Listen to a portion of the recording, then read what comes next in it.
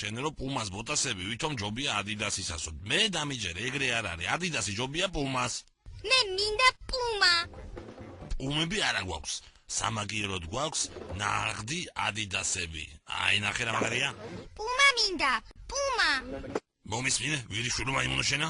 ჩინელი ბავშვები დღე და ღამე კერავენ ადიდასებს, რომ ბრინჯის პერაშკი მაინც შეჭამოდა. შენ კიდე ყიდვა არ გინდა რა? ხო გითხარი გიჟი, ამის დეკანობა არ შეიძლება. რა გინდა, მაგარი როჟა ყოფილა ბიძაშენ. დედა. გაგიჟდით თქვენ. თქვენი შვილი დებილად ჩამოგიყალიბებიათ ხალბატონო. ეგრე იცით დედებმა. კიდე კაი მოკვდა ეჩე. უბრალოდ ცუდ ხასიათზეა კაცი. გიჟია გეუბნები.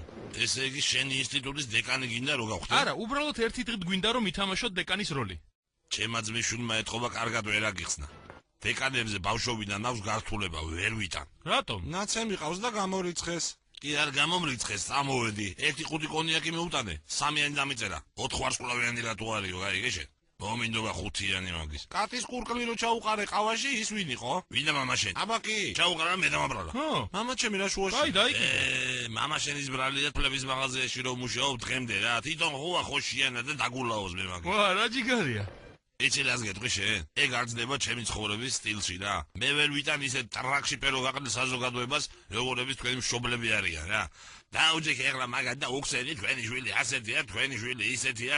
კი, მაგრამ არ შეიძლება რომ უბრალოდ ხელი ჩამოართვათ მამაჩემს და უთხრათ რომ ჩემი დეკანი ხართ. ფულს გადაგიხდით. ჩემი სიამაყე და პრინციპები არ იყინება რა. ბრძანდება. მე რამდენჯერ უნდა აგინო ბავშვებს.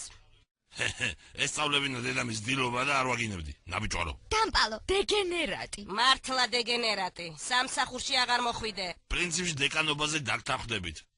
20 საქმეც მომაკ. მოსულა. მარჯვნივ თუ მარცხნივ? მარჯვნივ. შენგან თუ ჩემგან? სულ ერთია.